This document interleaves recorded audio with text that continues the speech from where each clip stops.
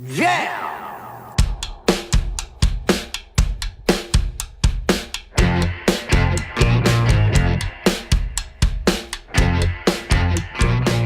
It's Josh Williams here, and welcome to another episode of the One Man Podcast, episode number 23 to be exact, for Wednesday, October 18th, 2017.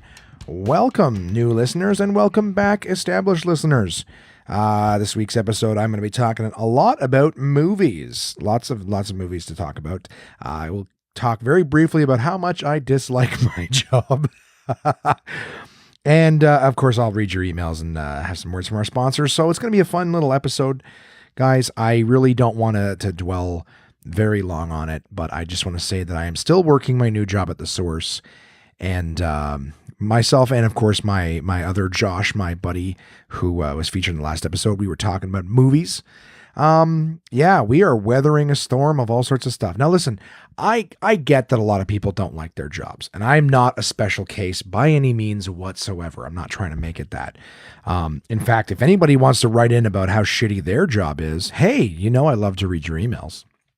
But just today, so last week was kind of what I expected. It was more learning, lots of old people looking for stuff. I work in a store full of, goofy random stuff, wires and batteries and all sorts of stuff. And let me tell you, old people aplenty. So I'm not going to go into that much. I've already gone at it at lengths.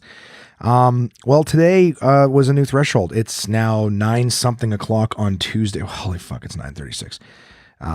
It's late on Tuesday night. I like to have this for you guys Wednesday morning. I went in today for a long shift, and we had like 4 new people today. 4 people I'd never met before. All of them training. None of them know what's going on. Myself and Josh are very new to the company. Josh is the store manager, and I've got 4 brand new people looking at me going, what do we do? And I'm like, I don't fucking know. We have a blind leading the blind. It is a 3, and we all speak different languages too. So, I mean, it's a sitcom right now in my store because nobody knows what's going on. Nobody knows where anything is. Nobody can communicate with each other. There's fucking age gaps. There's language barriers. I feel like, oh God, I feel like it's a fucking reality TV show right now. Like almost like, people just want to hate each other. Like I see people getting mad. Employees are getting mad at customers. English is getting mad at French. Old is getting mad at young.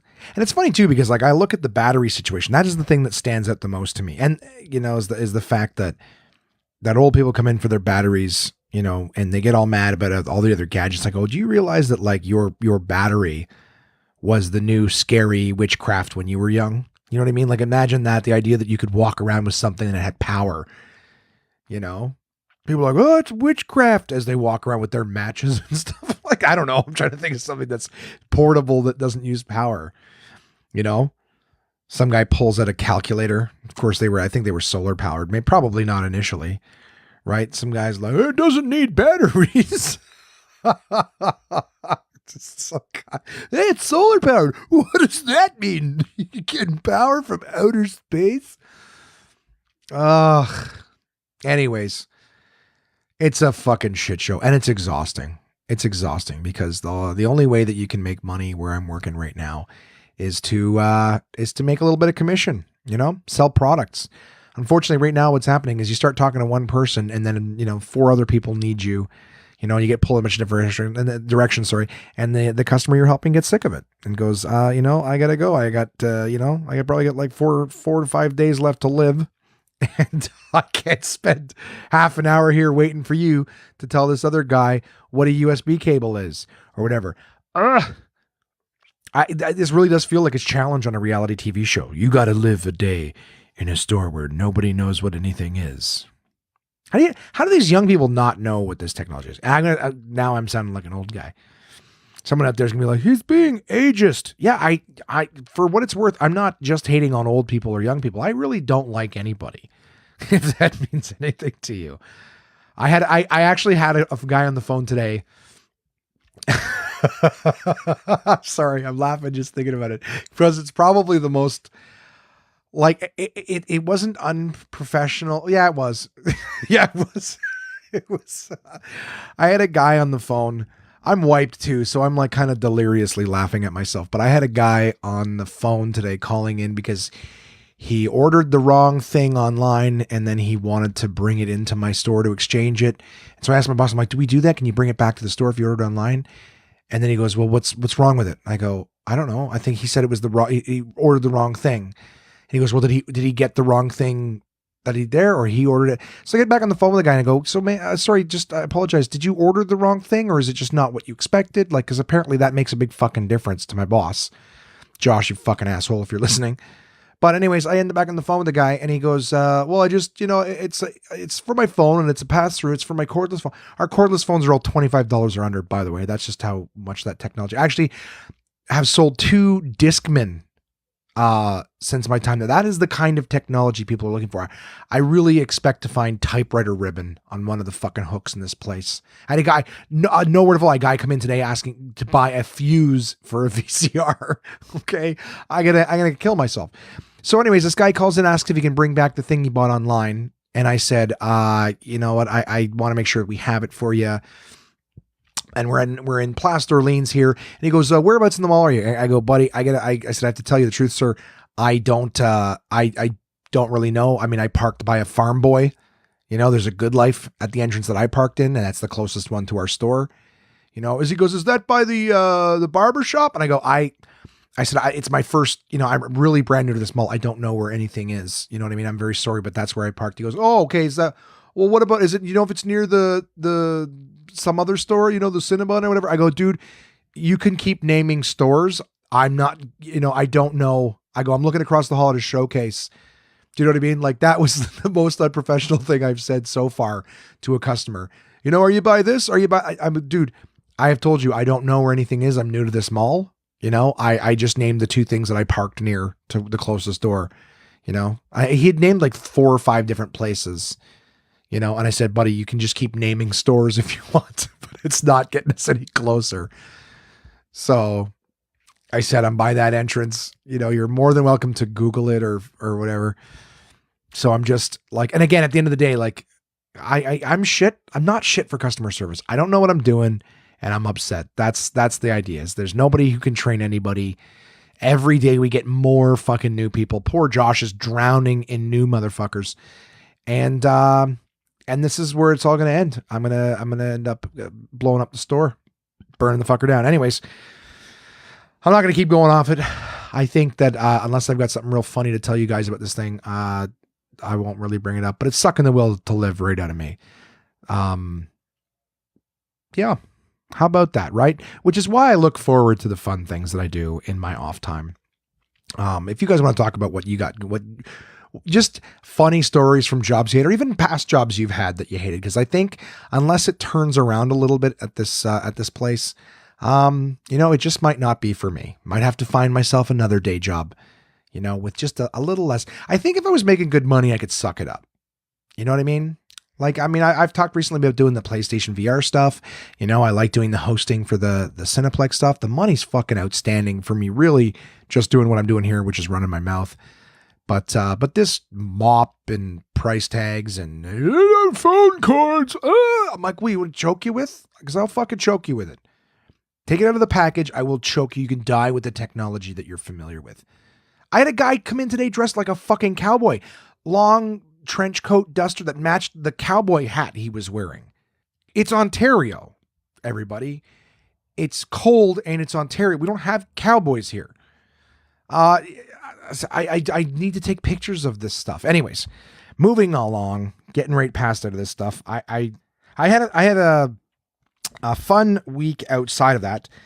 Crystal and I, just jumping into the fun part of this episode, I think I really, I'm kind of, maybe not necessarily low energy, but I am running on fumes right now. Listen, I had an opportunity to watch a direct to DVD movie of one of my favorite scary movie franchises. And that is the Child's Play one, which halfway through changed their name and now they're just something of Chucky. You know what I mean? We have, I don't know if you guys like that stuff. I used to be so scared of horror movies. Why don't we just go into it in that direction?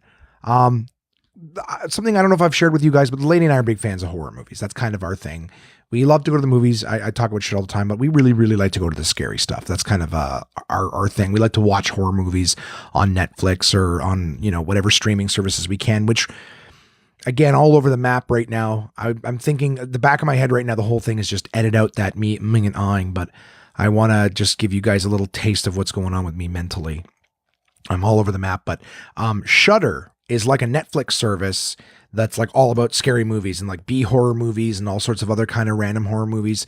So I would just ask if anyone out there has Shudder, has subscribed to it. I would love to get a little bit of feedback on that. And for anyone who's never heard of it, if you are a fan of horror movies, there's a streaming service out there, kind of like Netflix, but just purely for horror movies called Shudder. So I think I'm going to look into that this month. Maybe that'll be a project that I put down on my to-dos this week. But Shudder's out there. Anyways, going back to Lady and I, we are big fans of horror movies. We like watching. That's what we kind of fall asleep to when we're together on the weekends. When we like to go out and see in the theaters. When there's a new horror movie, we both get excited. So I remember when I was a kid, I never used to watch scary movies.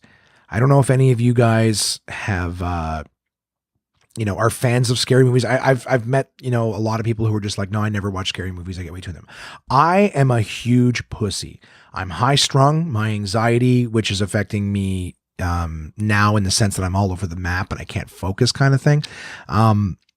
It makes me so fucking high strung. Like I get into movies and I often, when I'm sitting with Crystal in the theater, I'll have my hand on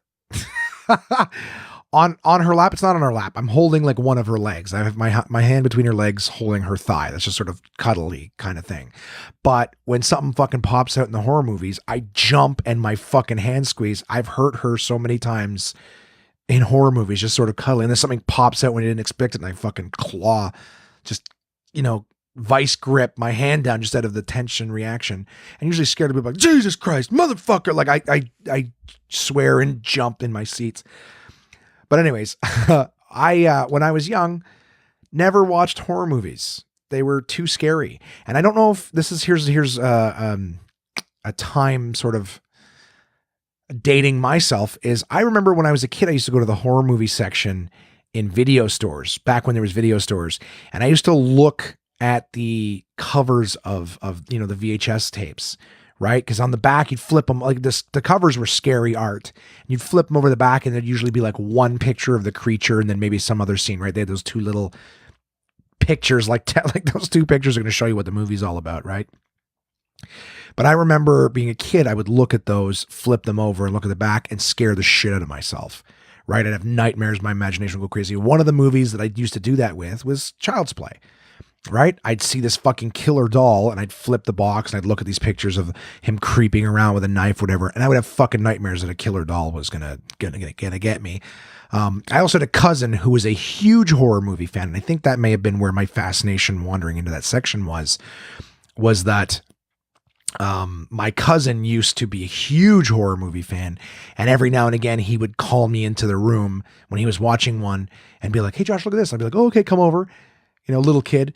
And then he'd push play and it's a fucking creature killing somebody or whatever. It used to scare the shit out of me. So I was fascinated by them, but also horrified. And I remember when I was growing up, my brother and I weren't allowed to watch anything super scary or whatever, because we would have nightmares, keep my poor single mom up, at night with nightmares and shit like that while she was trying to get stuff done. So it was like, you know what? No horror movies, this and that. I remember we weren't able to watch Silence of the Lambs when it came out. I don't remember how old I would have been when that came out, but it was one of those movies that was so, big deal. It went to TV very quick. For a lot of people, there's no streaming service back then. So, typically when a movie came out, it wasn't on TV for a long time afterwards. It had to lose its popularity and sales and things like that before they put it on TV. Now, something new Disney comes out, it's on Netflix 2 months after it's on DVD, if even that long at all. So I remember it was on TV. It was this big deal. My mom was watching it and we weren't allowed to watch it because it was scary. And of course, anyone who's seen Silence of the Lambs, Hannibal Lecter, one of the most iconic, horror thriller kind of characters now. I remember we weren't allowed to watch it. And my forte into horror movies, it sort of started with the X-Files. So again, I hope any of this is entertaining to you guys, but it's fucking the Halloween month. I'm giving you the little background story on my interest in horror and scary stuff. So the X-Files came out as a show and we watched it together, my mom, my brother, and I. And it started off with, just sort of spooky little, tales or whatever. I think after a few seasons of the X-Files, I just said a word of something I'm going to bring up in a minute. But yeah, we watched the X-Files together, and after a few seasons, like some of the premises that they had in that show were a little fucked up. And, I think it wasn't too long after that where it was like, okay, well, we watched the X-Files and there's creatures and horror things in that. So I think my mom was willing to let us like check out a couple movies here, okay, rent this, rent that. And we started watching horror movies, and, it was really cool because I was starting to see some of these movies that I'd watched, like I had gotten nightmares just from looking at the covers of when I was a kid. And it was really cool to see how kind of not scary they were. I just talked a few episodes back about seeing It. Well, I remember when It was a miniseries on TV, that was one of those things we weren't allowed to watch because, it was too scary back then. But have since watched, and it was freaky, but, definitely way more tame. I think that's the thing with your imagination. Is anybody out there who like, doesn't watch scary movies because they're too afraid? Your imagination gets you way worse. When I was a kid, I used to get so fucking scared of just the pictures that I'd seen on covers and stuff. Chucky was one of the ones that scared me the most. Sort of trying to loop all this back around to Chucky was that, I remember watching the Child's Play movies, and they were funny. Like Chucky was a serial killer who moved his body, his soul into a doll, and was funny. He used to say the funniest shit before he killed somebody. He had a very go fuck yourself attitude. So I remember I seen those movies and just laughing at some of the stuff he said. And of course, it's very hard to laugh at something that's, scares you. So if you're scared, it's hard for something to scare you if you find it funny. So, anyways, needless to say, started absorbing horror stuff after that. I mean, Tales from the Crypt was what I was going to say before. That was an amazing show on HBO, and it was scary, but it had such cool stories. The thing about Tales from the Crypt was the bad guy always got his. It was to be these stories of somebody screws somebody else over for this, and then in the end, it always comes back around. Which, side note, I heard Tales from the Crypt is actually coming back. They're working on it to bring it back, but M. Night Shyamalan is a big part of it, so that's kind of a big kick in the nuts. But anyways, all this, guys, all over the fucking mapping to say that I really like this time of month because I do try to absorb as much sort of horror movie stuff as possible. And I was recently talking about Friday the 13th, playing the video game. I'm kind of the other day I was with Crystal and we were sort of looking at all the Friday the 13th movies on iTunes and just trying to see maybe which one do you want to see, because they're usually standalone. So I think this month I might go on a bit of a Friday the 13th movie tear. We watched the first one, but there's so many. I kind of want to check them out. I'm really spending a lot of my spare time playing that Friday the 13th game, and it's based on the movies, and there's different Jasons that you can be. They're all based on which movie you're watching. Jason Takes Manhattan, the Final Nightmare, or whatever the fuck, all that shit. So, one of the things that we watched, going back to it, is Cult of Chucky. So Chucky was Child's Play 1, 2, and 3, and then Chucky, he decided it was time to settle down. So it was Bride of Chucky was the one where it changed the names. Bride of Chucky, then Seed of Chucky, then Curse of Chucky, and now Cult of Chucky. So watched Cult of Chucky with Crystal. For anyone who's not familiar with the story of Chucky, Chucky is a serial killer, puts his soul into a doll, and in the first few movies, his goal is to get his soul out of the doll and into the first person that he told his secret to, which is Andy Barclay. Andy was in the first 3 movies, and then once they start with the Child's Play titles and went to the bride thing, it was just Chucky and his bride trying to get out of the bodies or whatever. And the movie franchise has sort of gone off a different direction since then. It's always the same guy who does the voice of Chucky, so they really haven't lost. They haven't lost a feel of what it is they're trying to do by changing directors and changing writers. The guy who was involved in it right from the beginning, Don Mancini, is still very heavily involved in them. So the story does have a very linear feel. But Chucky tries to get married. Then Chucky gets his bride pregnant and they have a baby in the next one. and that's a whole thing. And then Curse of Chucky. They try to go back a little more back to basics by just having sort of, it's just Chucky in a house going after people.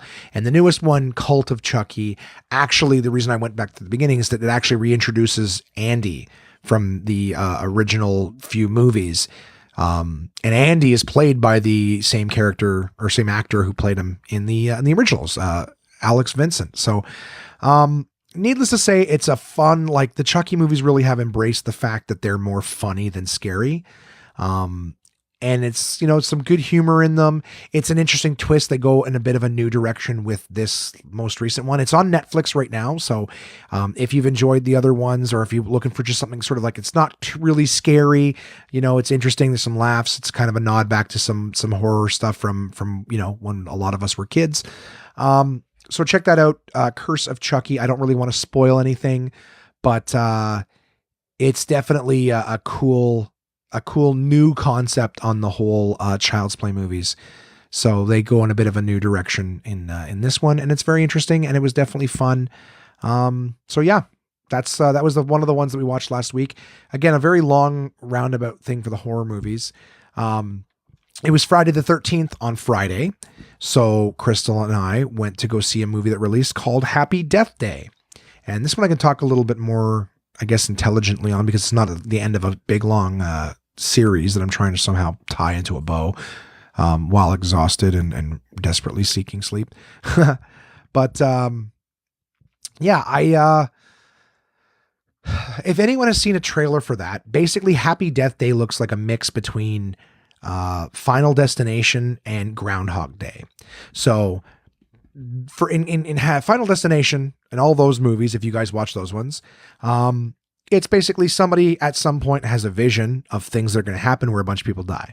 And what happens is they wake up and realize, oh my God, this is about to happen. This horrible thing that I just saw all of, and then they save people from this happening. But then what happens? Death decides, oh, well, we got to kill you. You were supposed to die. You avoided it, but now you gotta die for sure.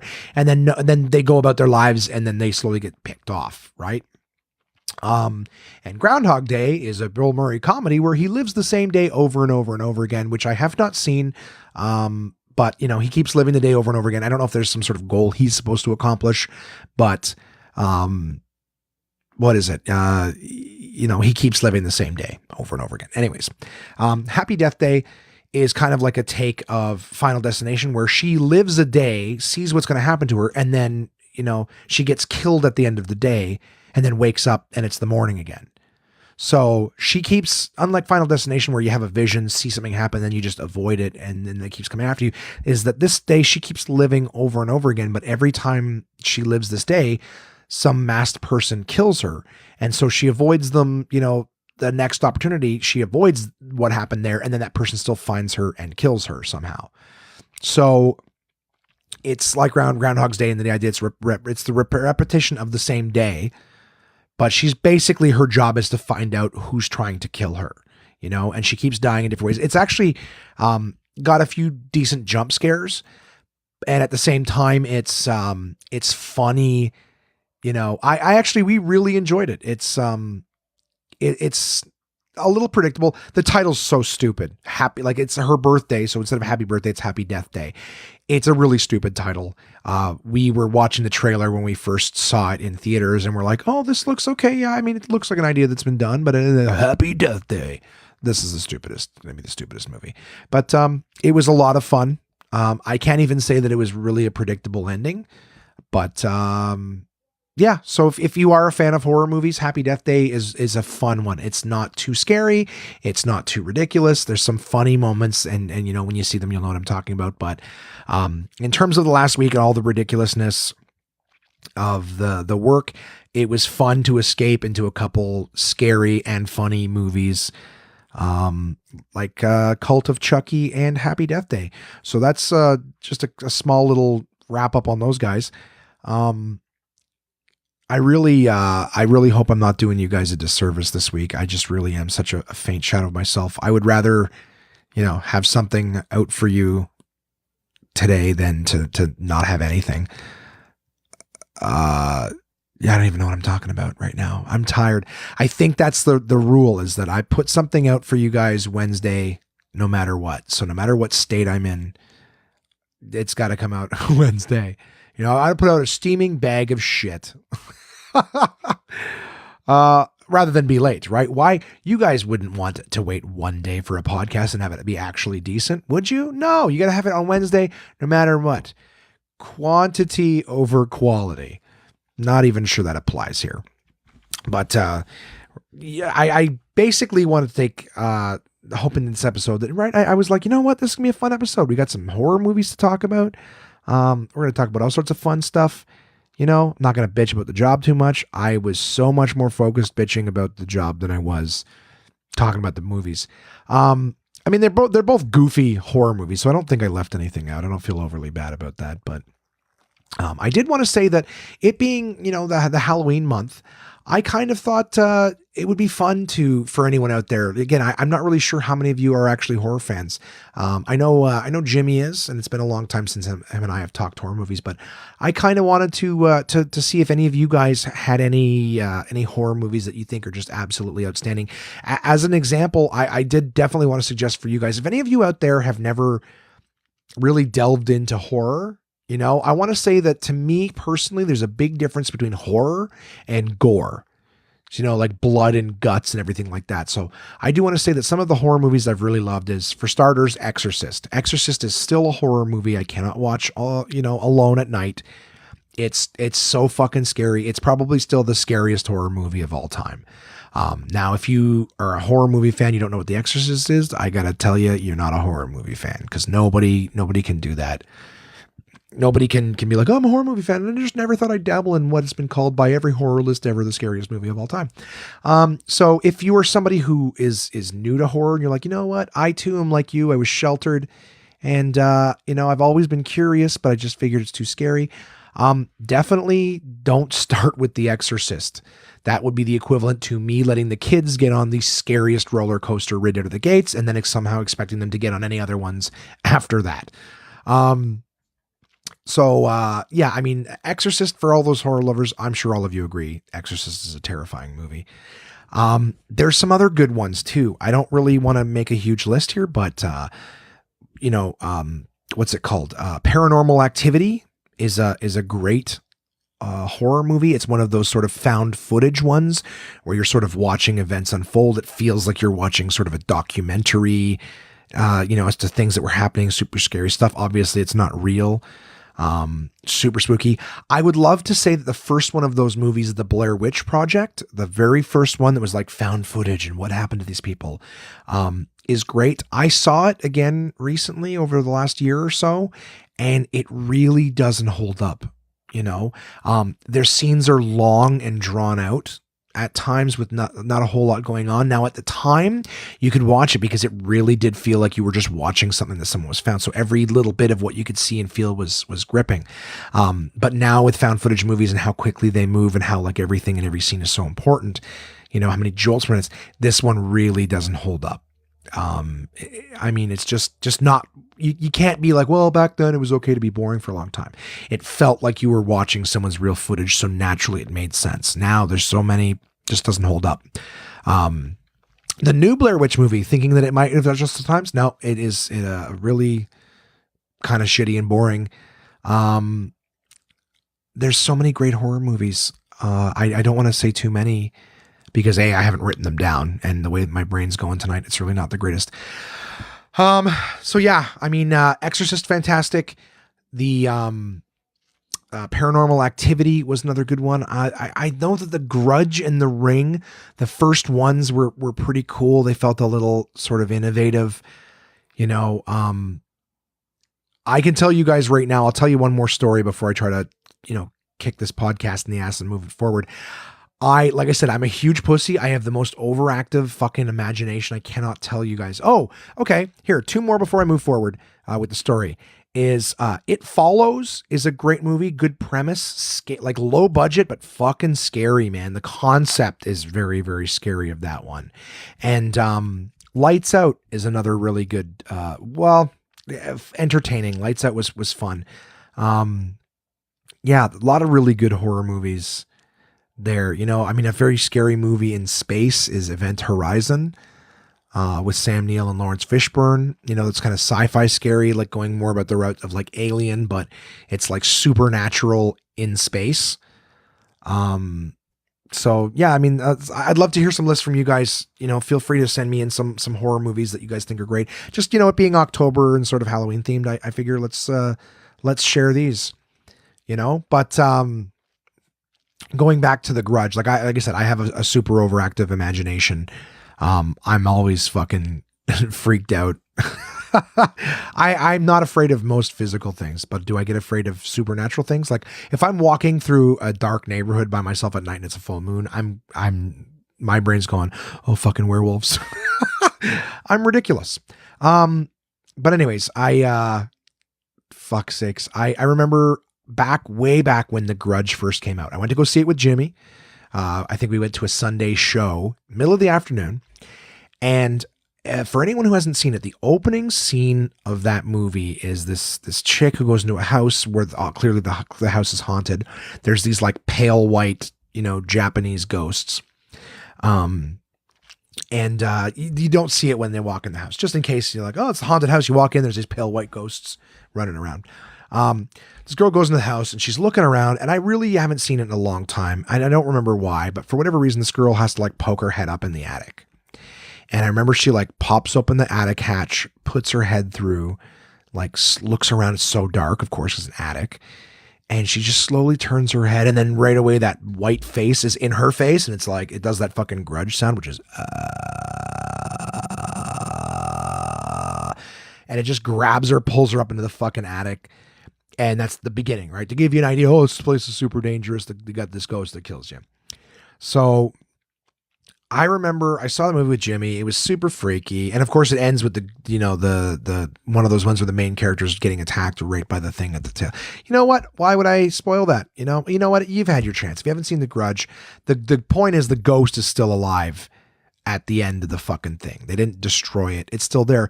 Considering the fact that there's sequels, probably a safe bet, not that big of a spoiler. So anyways, this movie comes out, super freaky. The next day, I was still doing electrical. Like I was an electrician at the time. And one of the things I had to do as an electrician is crawl up into fucking attics all the time. And if you don't really know how like a house's architecture is, you might not get this. So I'll do my best to paint my picture with my words on this night where my brain is just all over the fucking place. But, most attics are not like in the movies where it's, a pull down staircase. You walk up and there's lights and you can walk around and everything's floored for you. Most attics are, a hatch. You pop your head up through it and you're crawling around on the joists. They're like 2x4s, and if you step in between them, you fall through the ceiling into the floor below because all that's on them is drywall. It's not fully furnished ceilings. There's no lights up there because they're not designed for people to be crawling up around and store things in them, It's not like Sinister where you crawl up there and find all sorts of supernatural fucking film reels. It's dark and you crawl around up there with a flashlight. So I remember the day after we were starting a new rewire and my boss is like, all right, perfect. Go on up in the attic. I'll be back, in an hour. I got to go get materials. And I'm there with my super overactive imagination and my anxiety. And I lift this fucking hatch up super slowly and just thinking, oh God, the fucking, and the hatches are always in the middle, right? They're not at one end where I know I can pop my head up and there's only one direction, something can come at me. I pop my head up and I know that all different directions are all dark, pitch black. And I got to fucking throw my flashlight up. And of course, with my overactive imagination, I'm expecting a fucking face right there at some point to scare the shit out of me. So I finally, I don't know how long it took to get my nerve up to actually pop the top and get the light up there. And of course I hung the light as quickly as I could to cast as much light in that room as possible, in that attic as possible, right? Don't want something sneaking up on me. Got to cover all your bases when you're dealing with ghosts as a grown man. But, I'm up there and I'm looking around and I'm good. And the way the attics work is that in order for me to run wires down the outside walls, I got to get into the peaks, right? So where the roofs of buildings are angled, I can't walk into them because they're angled, right? I got to get down on my hands and knees and crawl into them. And then when I get right to the edge, I got to like basically on my stomach crawling in right up to the corner. So now I've got, my head is touching roof and my face is inches from the ceiling. You know, I'm basically jammed in there and I'm already freaking out. I'm already like, something's behind me and I can't get out of here. And then I hear, and I fucking freaked. I backed out as fast as I could and started freaking out. I almost stepped between the joists and went through the fucking ceiling. And I was like, what the fuck? I'm looking around with my flashlight. And I find like, and when you're in the corner, you can't really hear from the sounds. Cause like I said, it's all crammed and mushed. And, I look up and this roof had one of those kind of like, fry truck spinny vents. So I guess the wind had picked up and it started turning this vent and the metal was a little dented or bent. So it was grinding on itself as it was turning. So it was like, well, that's a terrible sound of metal. Like a fucking weed whacker. But it was the fucking the grinding and it sounded very close to that. Even when I was standing up and I could hear where it was coming from, it was fine. Like, but I'm telling you right now, so as much as I love horror movies and going to see them and scaring the shit out of myself, I have the worst overactive imagination. I freak myself out all the fucking time. Doesn't matter what movie I see, I am convinced that something like that. I still don't like going into basements or attics alone ever. It fucking creeped me out. It creeped me out. But yeah, all that to say, this is a fun time of year for me. I like scaring myself. I love being a big kid and feeling like a pussy. And, you know, I would love some recommendations of some good horror movies that you guys have seen and really enjoyed. I'll try to put together, you know, obviously there's another podcast before the end of the month. Hopefully I will be rested and be prepared to talk about some scary stuff. But I know a lot of you, my close personal friends that listen, are fans of, you know, horror movies and stuff. I would love to know if there's any that you guys would recommend. Please obviously send them in, contact at onemanpodcast.com. As it stands right now, the one that I would recommend right now that's scary that's out there is the Happy Death Day. Curse or Cult of Chucky is definitely more of the, you know, you got to already be a pretty big fan of that series. I'm worried that I'm not going to enjoy Friday the 13th because Friday the 13th, you kind of had to be like that you know, even though it was like go to the theater and see it movies, you have to be a fan of that sort of B horror movie style, cheesy, not really plot driven, but more about the kills and stuff. And, I can just say that I'm part of me is worried that I'm not going to enjoy these, but I am excited to see them regardless. And just as an example, when I brought up before, saying I'm more of a fan of horror, not gore, I got to say, Hostel was a good example of a movie that became, you know, the first one was good, but there were some scenes I couldn't watch. I had to close my eyes just because of the outright torturous nature of the scenes and how graphic the stuff in them was. Like the second one, it was just so much more blood and you know, I don't want to make anyone sick by saying the things that happened to them, but if you saw those movies, you know, the story took, you know, the idea of it being a scary concept took a backseat to just scaring you with how violent they were towards people. So just to let you guys know, if I make a recommendation on a scary movie, it's because it's scary, not because it's fucking gross and whatnot. So just keep that in mind too. If you make any recommendations, I'm not really interested in watching people get hacked up and stuff. It you know, kind of upsets me. Doesn't scare me. It's just upsetting. I remember too, when, you know, why not share another story, right? In for a penny, in for a pound. I remember one year, Mika, Jimmy and I went to, Montreal. I think it was my first time going with the guys, and we went to this like shisha bar. And we were smoking the pipes, whatever. Then we went out and had some drinks. We went to a club, whatever. And I think all of us just enjoyed going to the shisha bar. So we went back to it afterwards, and they wanted to close down the front because, you know, you're not allowed to smoke after a certain hour or whatever. And they were like, oh, you guys can keep smoking with us, whatever. Just you want to come in the back. But they were like French and I think like Arabic or Russian. I just don't remember. It's not that at the time I wasn't sure. I can't remember but they were not English or French. And we're in this like back room, like it's already a basement bar. And now we're in this back room of the place. And the thing was, we were sitting there smoking our shisha and they were playing Hostel on TV. And for anyone who doesn't know the Hostel, the idea is that people go overseas on like, backpacking around Europe. And, they stay in a hostel where if, these people convince them to do drugs, they stay at the hostel, they wake up in some fucking prison sort of torturous place where they basically get killed. The idea was funny because I remember we were sitting there smoking our shisha in the back room of this place where there was a bunch of foreigners around us we couldn't understand. And we were kids, we were young. We were still in, I think, the tail end of high school, whatever. So we're like 17, smoking shisha, drinking illegally, smoking shisha illegally too, and drinking illegally in the back place, back room of this place where nobody knows where we are. And I think we were watching the first half of Hostel is like tits and ass. These guys all over the place in Europe, fucking chicks, naked, whatever. And then it gets real once, like 1 second they're fucking these chicks. The next second the guys wake up tied to a chair and they start drilling him and cutting his Achilles tendons and just gore fest. And I remember us being drunk and stuff. Mika just looks at me and goes, "This just got too real too quick. Can we get the fuck out of this fucking place? The back room of some," I remember we got outside because like, yeah, we're in the fucking back room of some place where nobody knows where we are, around a bunch of adults who are all staring us down. I think he was probably high too. I got paranoid, but I just remember that about Hostel. And I was like, oh fuck, I didn't even put that together. I was just right into the goddamn movie. But anyways, so yeah, I've had some fun experiences with fucking horror movies. Not a big fan of the gore, but what can you do? Anyways, blah, blah, blah. 42 minutes in. I thought I might try to have to stretch, 15 before I got into the sponsors and stuff, but, no siree. I'll bookend this sort of, horror movies and the fact that we just came off of a Friday the 13th by reading from, of course, my sponsors at Portable Press, everybody, Uncle John's Bathroom Readers. This week I chose an article from the edition Uncle John's Bathroom Reader, Wise Up.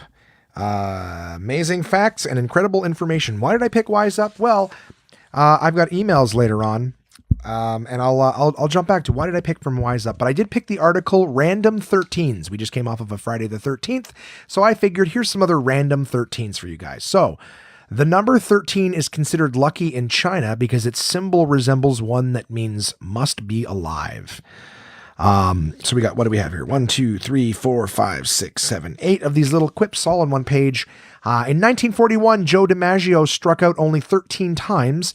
In contrast, Phillies first baseman Ryan Howard struck out 199 times in 2007, the most on record. Number 3, Napoleon Bonaparte, Herbert Hoover, and Franklin Delano Roosevelt all feared the number 13.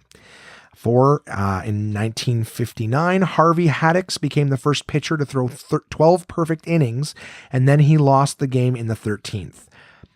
5 is Apollo 13 was launched at 1313 military time. The astronauts aborted the mission and turned back to Earth on Friday, April 13th.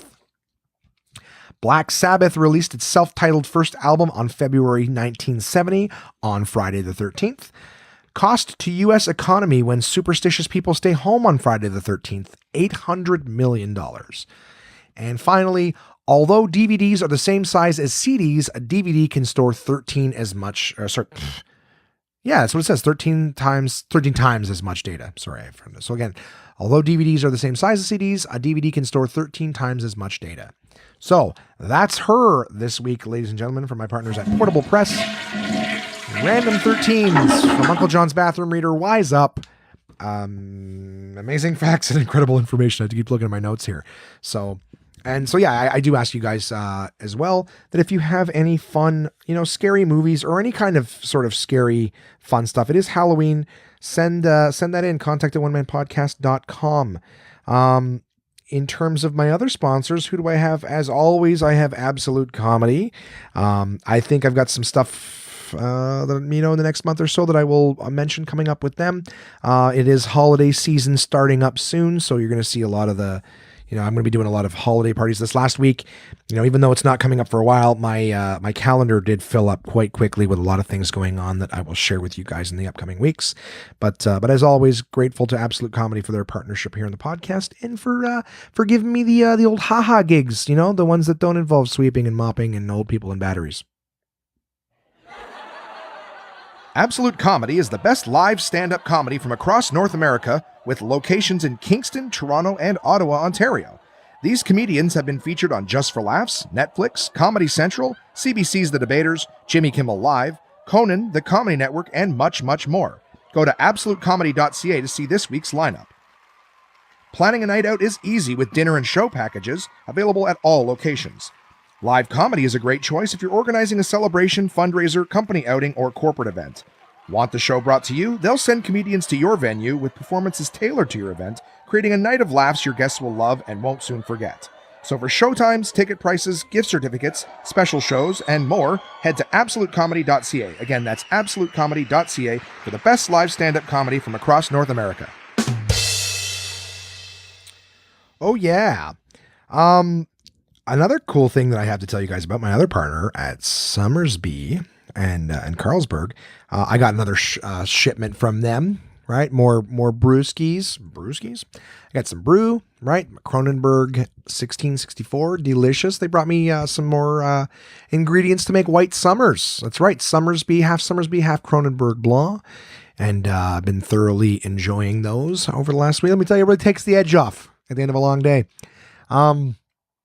But they're going to, guys, we're getting into the holiday season. I know it's still super fucking early, but I'm trying to get some stuff geared up for, some giveaways.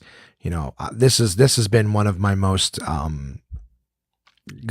just to wear it on my sleeve, embarrassing podcasts that I've done, only in the level that there's so much fun we could have had with all the stuff. And I apologize for being really, really underprepared and kind of scatterbrained. So if you're still listening after everything, please know how grateful I am. We're getting close to the home stretch, but anyways, one of the things that I want to make sure I get done going into the holiday season is I want to get you guys, some prizes and gifts and things like that from my sponsors. I'm working real hard to get, some stuff from Summersby and some Absolute passes for all my people who are in the, the vicinity of one of the clubs, right? Toronto, Ottawa, Kingston. And I want to see what I can get from my partners at Portable Press. Maybe we can get you guys some bathroom readers or something like that. I'll have some giveaways. But all that to say that I know Summersby is committed to finding something that we can give you guys during the holidays. But I'm excited to say that they have a new flavor coming out. It's already announced on their website. So it's apparently not available in stores just yet, but if you're really, really fascinated, you can go to the Summersby website and see what their new flavor is. And of course, once it's launched, I will let you guys know more about it. But it might be good for those of you who maybe try Summersby and think it's a little too sweet. They might have something coming out for you guys. Make it a little more enticing. But we got that coming up. And I'm excited to announce it when I have more. In the meantime, if you really, really want to know, you can go to Summersby website. I believe it's summersby.com. I really don't know. Again, didn't do research. That's kind of my style, right? I could get the information, have it, and sound like I know what the fuck I'm doing, but not my style. The sun gives life to the orchard. The orchard gives life to the apple. The apple gives life to Summersby. Summersby is a delicious sweet taste of sunshine, imported across the ocean, all the way from Denmark. The people in Denmark are smarter, and so are you, if you drink Summersby. With flavors like apple, blackberry, pear, elderflower lime, red rhubarb, and a taste as regal as this fake accent, there's something for everyone to enjoy. And now you can try them all in the Summersby Mixer Pack, available wherever fine beverages are sold. So go on and try for yourself the crisp, refreshing taste of Summersby. Your taste buds deserve it. Please drink resplendently. Yeah, so this week coming up, I'm really excited to say that I am going to be at the Source all week. I'm going to be at the job, of course, but on Saturday I get to do something that I love doing, which is my Lego Dimensions hosting, right? Those video games at the movie theaters. I'm going to be doing that for kids. It's only for a little brief period Saturday morning, but you know what? I get to run my mouth and see some kids have fun, give away some prizes. It's cool. I like doing that. And I will probably make in those 3 hours the same amount I will make at the rest of the day at the source. So I just got to say that like right now I'm just weathering the storm. I will come back next week and I will not be bitching about the job. Fingers are crossed right now. I'm hoping to have some fun stuff. I haven't really been doing a whole lot else in my spare time. I've been playing kind of, at the end of the day, if I have like 1 or 2 hours before I go to sleep, I have done some things. Like I said, I mean, I'm still exiting from Open Mic Mondays. I've been doing some work on that and trying to get things bookended for that. But I really am enjoying just, before I wouldn't do anything, for myself. I've been enjoying really, playing the board games has been fun. It's, a little more social. I've been playing the like I said, the Friday the 13th game, just doing a little bit more sort of just kind of relaxing, mind numbing, time wasters. It's got to be a balance, right, guys? You gotta work hard, but at the same time, you gotta be able to do a little something for yourself, because you can't just every day get up and work all day, and then go to sleep, right? Eventually, garbage in, garbage out. And I think I actually got to be totally honest. I think that's kind of what's going on with me right now, is that I'm just sort of, only doing this stressful stuff. I got to tell you, I'm a giant fucking ham. You all know me, and if you're this far into my podcast listening and you haven't learned that I'm just a big goofball, the standing around this computer stuff, listen, hats off to all of you who have the mental fortitude, the strength of will and character to be able to go in and do something that is frustrating and mind numbing every day. I apologize sincerely if I'm making it sound like having to go to a job every day is hard. But we all agree that we should do something we love, or at least something that we're respected for. You know what I mean? Hats off to all of you who have accomplished something, got a degree or a diploma of some kind, some credentials behind you. I think what's bothering me the most is that I'm like, this is like a first time kid's job. You know what I mean? I'm like a little retail job where you're supposed to take shit. I think that's probably what would bother anybody. So I'm supposed to take shit at this job. I'm supposed to have old people come in and yell at me because they don't understand the words that I'm using, and they don't understand why their watch isn't working anymore. I don't know. But I think you should, to a certain extent, love what you do, right? We all know and agree that. And, this is just not where I saw myself in my mid-30s, I can't wait to take a picture. I still haven't got a uniform shirt either. I just keep walking in fucking sweaters and stuff. I think I'm trying to get myself in trouble, but I'm doing that. What my point is that I'm going to try to find a balance with this new job, and try to slice off some time for myself, even if it is just to mind-numbingly play video games. On Sunday last week we played a board game that my brother lent us called Zombies, and that was fun, very Halloweenish. Michaela made a pumpkin. We carved the jack-o'-lantern. It might be a little bit early for that, but I don't know the rules. We had fun with that. She made a big pumpkin that was eating a little pumpkin. That was her jack-o'-lantern. Very, very cool. And then we played Zombies. It's a board game where you're basically just survivors running around a city, and you got to kill a bunch of zombies and try to get the fuck out of Dodge. Great fun. We had a blast. We had 3 blackouts during the game. Definitely added to the mood. That rainstorm mini hurricane that we had in Ottawa was pretty outstanding. So we lost power during our game of Zombies. So, but I'm really enjoying that. I'm enjoying the fun little other things, because lots of stress. Anyways, you guys all have that fucking stress too. I would love to hear some stories about jobs you guys had. I'm sure I'm not the only person who fucking starts a job, a goddamn minimum wage job, and then goes, this fucking sucks. I feel like if I was working at Tim Hortons, I would have grasped it after 3 weeks. Do you know what I mean? There's like 12 different bagels, maybe 10 different muffins, 10 different types of donuts, 8 different kinds of Timbits. I can remember 46 different items and differentiate them, right? I've had experience with the bagels and the donuts. Let me tell you, I know what's behind that fucking glass. Smile cookie. Hey, sir, would you like to buy a smile cookie today in support of children in camp? Absolutely, I would. Absolutely.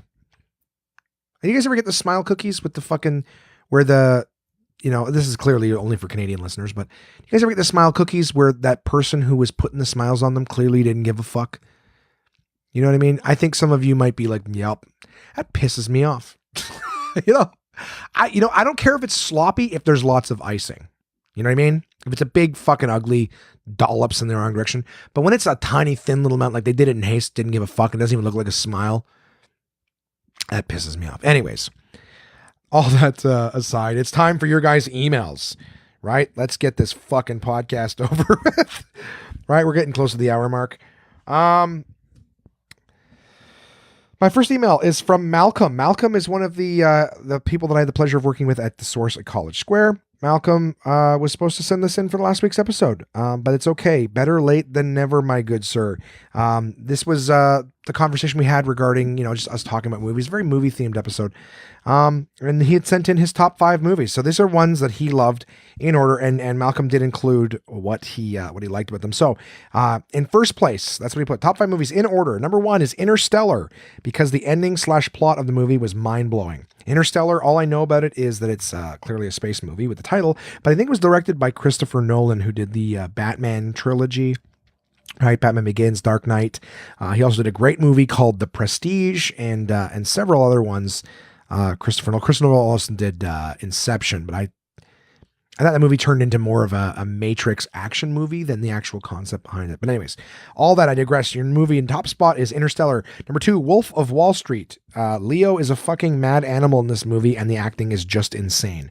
I also really enjoyed The Wolf of Wall Street. A lot of fun. Anything Scorsese does is usually outstanding. Number 3, Law Abiding Citizen. Butler, I guess you mean Gerard Butler, the main character, is a badass motherfucker, and if he wants you dead, then you're dead. I can think of a lot of movies that have characters like that, but if that takes top spot for you, then definitely. So Interstellar, Wolf of Wall Street, Law Abiding Citizen. Number 4, Saving Private Ryan. Self-explanatory, you wrote. Saving Private Ryan is an outstanding movie, directed by Steven Spielberg, right? And it's got Tom Hanks and Tom Sizemore, fucking Giovanni Ribisi, Matt Damon, Vin Diesel. I think it's probably the best movie that's ever contained Vin Diesel in it. But it was, it's a great movie. It's about World War II and how a woman loses several of her boys on one day. I think one clerk who realizes how many letters, of condolences are going to one woman's address. The military decides that we are going to get that last Ryan child home to his mama. And that is the plot of the movie. Soldiers going to find this guy and bring him home. And it is a great movie. Lots of great war scenes. It is gory, but it's more of an accurate depiction of war. And yeah, great movie. So for anybody who everyone's got those movies on their list that they've been meaning to see forever. It's a classic. Everyone raves about it, and you just haven't seen it. I know I have those on my list. None come to mind right now, but if Saving Private Ryan is a movie you haven't seen, you definitely need to see it. A great movie. Number 5 is Black Mass on your list. Boston Southie boys do not fuck around.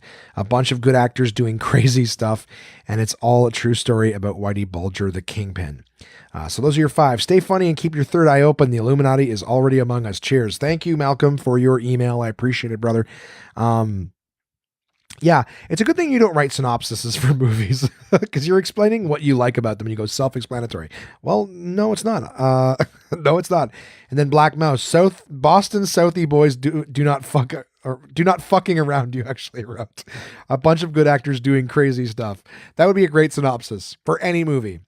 You know what? That's what you should have said about all of your fucking write-ups. Interstellar, a bunch of good actors doing crazy stuff. Wolf of Wall Street, a bunch of good actors doing crazy stuff. Thank you for your email, my friend, and I hope you're loving life at your new store.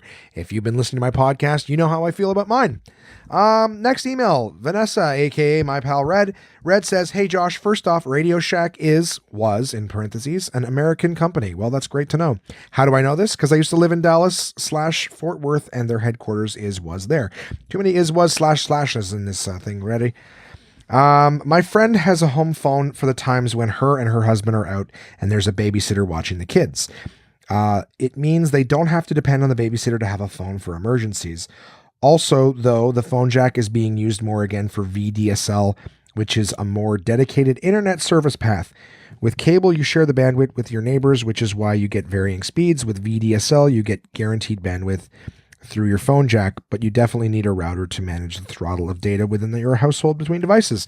Well, that was very technical, and I don't really fully get it. So let me just start by saying Red is addressing last week's comment that I made about why does anyone have home phones? Well, agreed that you still need the jacks for DSL. I know how that works. Basically just for internet jacks. Cable does throttle, Rogers throttles in Canada. And what that means is blocks of service because they do not have designated lines. If you have Rogers service, you share the internet abilities in the neighborhood with your neighbors, and the more people are using, the less is left for you.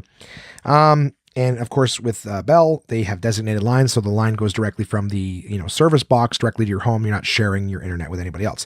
However, going back to your first point about how your friend has a home phone for when they have a babysitter, and they don't want to rely on the babysitter to have a phone for emergencies. If your babysitter does not have a cell phone in case of emergency, I wouldn't leave my kid with them. I do not think that proves a good point. You're like, I want a babysitter who knows how to take care of my kids, but isn't prepared for something in the event that something happens. I mean, we will probably just agree to disagree on that one. It's not like that thought hadn't crossed my mind as, you want to have a phone there in case the person that's there doesn't have a phone. But truthfully, I can't think of anybody, that doesn't have a phone these days. If they're like, well, we just want to make sure. It's like, all right, well, why don't you just ask your babysitter, hey, do you have a cell phone? No? All right, then you can't babysit for me. How tough is it to find a babysitter? You're like, well, we just got to get who we can. I don't know if do you have a cell phone? No. Oh, I wonder why. Did you make some bad decisions? Yeah, made some bad decisions. Can't get a cell phone. I went to, the people who are legally not allowed to have cell phones, drug dealers. I dealt with a lot of them way back in my TELUS and Bell days. They're like, yeah, I'm not legally allowed to have a cell phone. I go, well, first off, probably shouldn't tell me that. Just say, you know what? I have bad credit, but you're honest to a fault. And you go, maybe that's your friends. I don't want to have to worry about the babysitter having a cell phone. Do you have a cell phone? Nah, I was a drug dealer and I'm not legally allowed to have one. You know what? I appreciate your honesty. I think we're going to take a chance on you. Come watch our kids. Drug dealer, you said. Yeah, I still deal. I'm just not allowed to. Okay, well, can you not deal out of the home? I don't know. What was that home phone number you got there? If anyone calls asking for Scar, I don't know. What's a good drug dealer name? Anyways. Well, good for your friends. And secondly, yeah, I mean, the home phone plate isn't going anywhere for a while. Internet still uses it. Thanks for that. And here you go. You said, I think I have a note about a topic you talked about, maybe episode 21. I think that you talked about brain puzzles and how you want to exercise your brain. Sorry to break it to you, but it's been proven that word search and Sudoku and stuff does not prevent Alzheimer's. Learning new things like a language or how to make something or do something new is your best bet. I forget the reasons why, but I learned this from an episode of Freakonomics podcast. I'm going to fucking highlight that, and I'll tell you why in a sec. I'm going to tell you how highlighters work. No, Freakonomics podcast.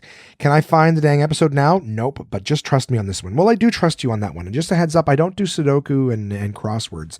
I do more like, again, I'm sure you're still right. I'm not actually also either trying to prevent Alzheimer's. I'm just trying to prevent clearly what's gone on in this episode, which is just my brain goes off in different directions. I forget what I'm talking about. I forget what I'm doing. The idea is it's a lot on my mind. Right? Lack of time, lack of preparedness for a lot of different things. You're about to address something else that I'll talk about as well. But I'm doing puzzles that are supposed to exercise long-term memory and stuff. They're time-based. They shoot a certain. Anyways, and it says it all in the book. And of course, I don't have the book with me. So, but I do those. And like you said, try to learn something new and whatnot. That's what I like to do. I really do enjoy learning something new because it does make me feel like I'm still capable of it. So what I'm trying to do is realistically at the same time too, they're just a nice little anti-anxiety thing to do the little, puzzles and stuff like that, little brain games. It just sort of gets me not so thinking in a million different directions and more just thinking on one. But yeah, I totally believe that because yeah, there's no part of me that thinks that if you're doing Sudoku, I fucking hate doing Sudoku. I get frustrated them in crossword puzzles because I'll do that thing where like, okay, I don't get one.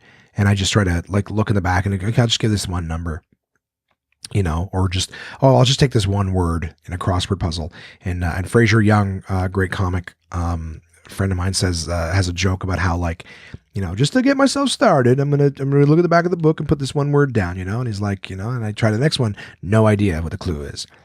And I'm like, all right, well, just at the beginning, I'm going to put this one down. He's like, I did like the first 7 or 8 of them. And I go, what the fuck am I doing? I'm just copying down words at this point. You know what I mean? Like it's not even a game. I'm just writing down what says in the back of the book in this thing. I could do that with a dictionary, just open it up and write down the word. So yeah, I don't do a whole lot of those. I do more of the, how many of these can you name in under a minute? Do you recognize like there's shapes, there's, visual games, whatever. Point being, I do appreciate that. So for what it's worth, I'm not delusional in the sense that doing some of these is going to prevent Alzheimer's. I don't even know if learning new things, like, if you're going to get Alzheimer's, you're going to get Alzheimer's. But I would be interested to find this episode. I might dick around. That's why I highlighted it to see if I can find the episode for you, just for myself. But thank you for the heads up on that. I am curious to learn more, but I think the real thing is managing stress and managing time. Right now, my issue is the balance. I got a lot of stuff. And I need to prepare more for it. Like I said, I would have loved to have prepared for this podcast more this evening. So thanks, guys, for those of you still listening. You're right. A fall recipe for you. Pumpkin spice angel food cake. Yum, with the link here. If anyone wants that link, let me know. I don't know when the next time I'm going to bake is, but I will definitely try. We enjoyed doing the baking last weekend. And what, question mark, you haven't, and what, you haven't seen Shawshank Redemption? Oh man, you haven't lived. You know what? I was trying to think of something on my list that I haven't seen, and I guess I got to say that's one of them. Lion is a true story, actually. Here are some of my faves. They didn't get the best Rotten Tomatoes scores, but maybe it'll give you something new to watch. What Dreams May Come, a Robin Williams classic. I saw What Dreams May Come. A very nice movie. It's basically Robin Williams's, I think, family dies in a car crash or something like that. I don't remember fully. I believe it's his son and his daughter die in a car crash. They're all in the car together. The mother is overcome by guilt and she kills herself, and then Robin Williams dies. This is not like really spoilers. The idea is that they're all in the afterlife, and Robin Williams is searching. I think it turns out that Robin Williams is searching for his wife. She, because of killing herself, ended up where people go when you kill yourself, which is downward, at least according to the lore. I mean, the Bible. Basically, yeah, but it's a great movie. It's a lot of, exploring concepts of the afterlife and loving things, whatever. It was a really good movie. I saw it. Pan's Labyrinth, you also have on your list. I also enjoyed Pan's Labyrinth. Was a little gory, but it's from Guillermo del Toro, who also did Mama and some other things. But it's a lot of subtitles. It's in Spanish, if I'm not mistaken. So watching it, you're watching the whole movie with subtitles. I don't think it's dubbed.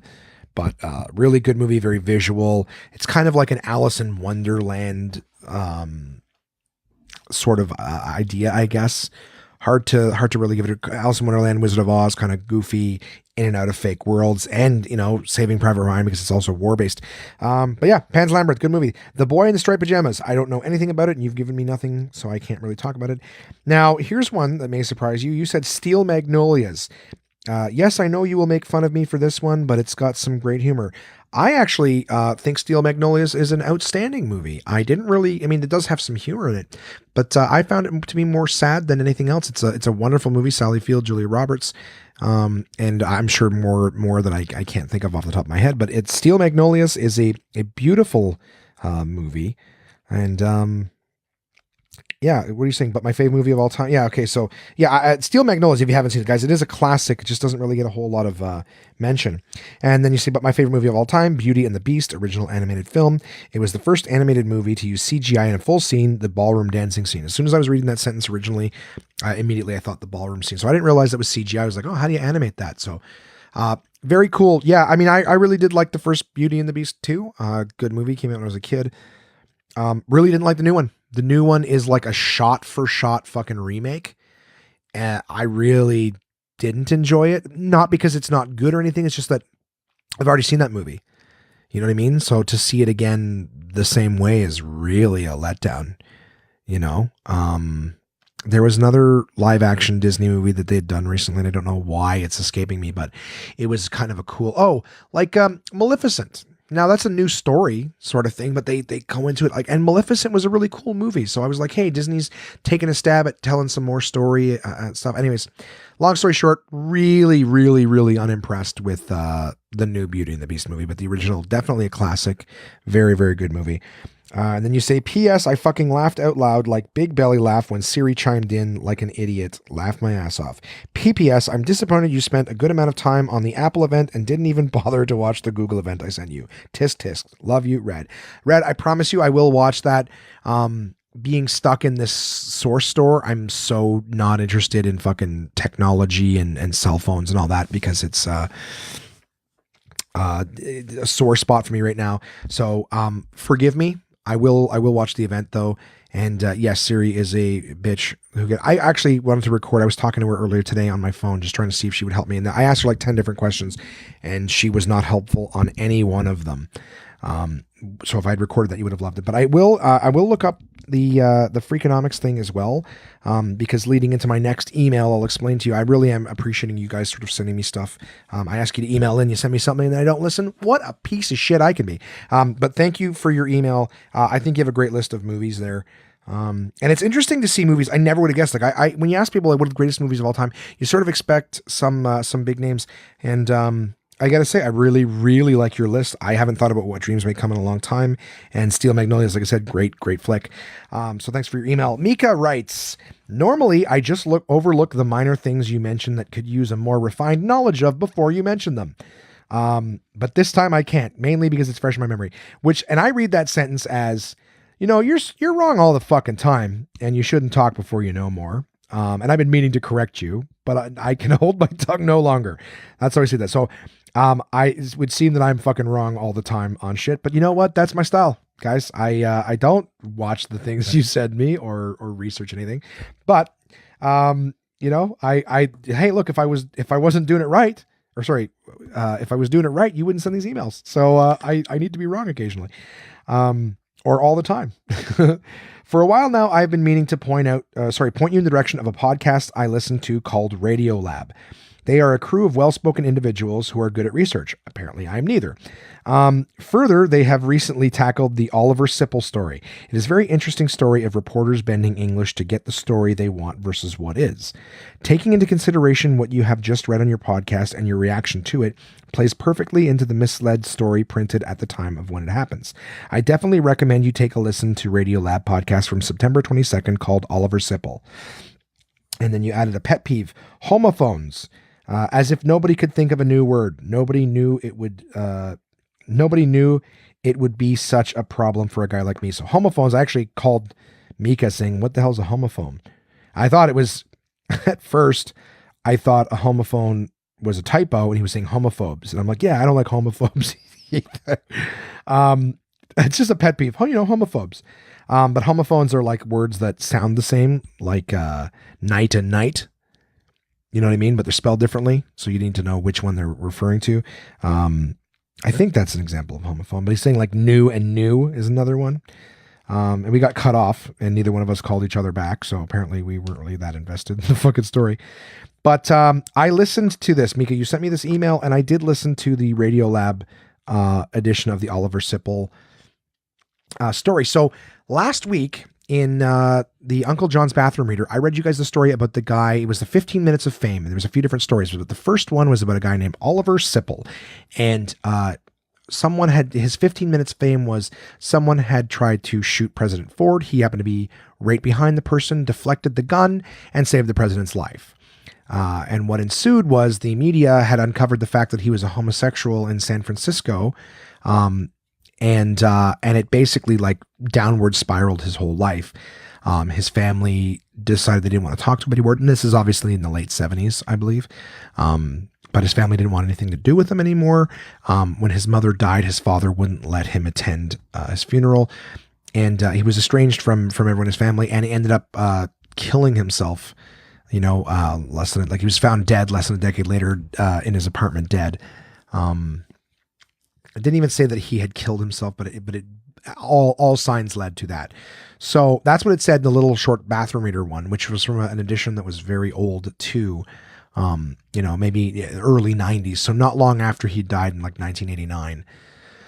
But in the article, or sorry, not the article, but the podcast that Mika sent me, I don't know that it's quite different than anything that I had said really.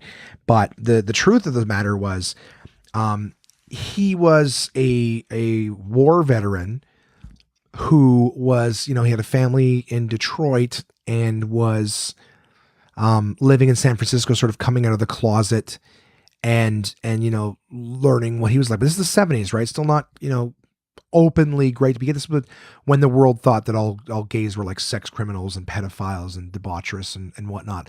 And so one of this guy's friends had uncovered to the media not long, submitted not long after the events, like days, that this guy was gay. The guy who had saved the president's life was gay. And the reason that this guy did it, he did not ask permission of Oliver Sipple. He didn't, run it by him or weigh the pros and cons. The thought in his brain was, everybody thinks gay people are these, sex criminals or whatever. I'm going to show that a gay person can save the president's life. So without, asking or conferring, that this guy, put that information out there. And as things progressed, the media decided that it was in their best interest to run with this story and put out that this guy was gay and, gays could do this, whatever. But what ensued, of course, was this guy, being alienated from his family and begging the media to stop making the story about him being gay and more about just what he did to save the president. He goes, you guys weren't interested in me because I'm gay. You were interested in me because I saved the president's, I stopped someone from killing the president, and, all said that, again, it shouldn't matter what his sexuality was. And again, even if you try to think, it goes back to that whole, the road to hell is paved with good intentions. I don't think people meant to ruin this guy's life and estrange him from his family, but that's exactly what ended up happening. He became more estranged from his family, and you can only imagine what that would do to you. Again, somebody who's being a gay person, your biggest crime is loving another person. Well, and then they just happen to be the same gender. I think it's sad. I really. It's funny, in the big cities, we feel like we've come a long way, but I can go to the outskirts. I can drive an hour out of the capital of Canada and I can hear some opinions and thoughts that, make my skin crawl, that people can still be that backwards. But anyways, it's the whole story was just, the guy kept, it became a study of he kept saying, why is my private life anybody's business? And the press was basically making arguments that he tried to sue them for invasion of privacy, and they went to court, and the press, people representing the press or whatever was did other people know you were gay? And he's like, yes. How many people? 10 people? He goes, yes. More than 50 people? Yes. More than 100 people? Yes. And they were like, well, it's not that private if that many people know. You know what I mean? So it's kind of like, yeah, but it's, how many people in your family know when you get a new car? Doesn't mean, everybody, this is not a counter argument that they made.